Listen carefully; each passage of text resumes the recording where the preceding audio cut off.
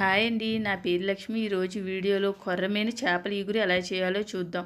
మధ్య ముక్కలను fish fry చేస్తున్నాను. ఇది ఛానల్ నేమ్ కింద ఇస్తాను, చెక్ చేయండి.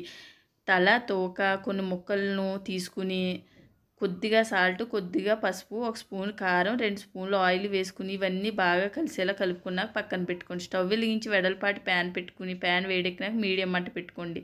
4 స్పూన్లు ఆయిల్ వేసి కరివేపాకు, పచ్చిమిర్చి, 3 మీడియం సైజు ఉల్లిపాయలు పేస్ట్ పట్టుకుని వేసుకుని సరిపడా సాల్ట్, పసుపు వేసి బాగా కలిసేలాగా కలుపుకున్నాక మధ్య మధ్యలో తిప్పుతూ బాగా వేయించుకున్నాక 1 స్పూన్ అల్లం వెల్లిపాయ పేస్ట్ వేసి బాగా వేగినాక మ్యాగ్నేట్ చేసుకున్న ముక్కలను పెట్టుకుని కొంతసేపు వేయించుకుని గ్లాసున్నర వాటర్ వేసుకుని మీడియం మంటలో ఉడికించుకోండి. సగం కూర ఉడికినాక 1 స్పూను ధనియాల పొడి వేసుకుని సిమ్లో పెట్టుకునే ఉడికించుకోండి. లాస్ట్లో కొత్తిమీర చల్లుకోండి. కొర్రమీను ఇగురు రెడీ అయింది. ఈ వీడియో మీకు నచ్చినట్లయితే లైక్, షేర్, సబ్స్క్రైబ్ చేసుకోండి. Thank you for watching.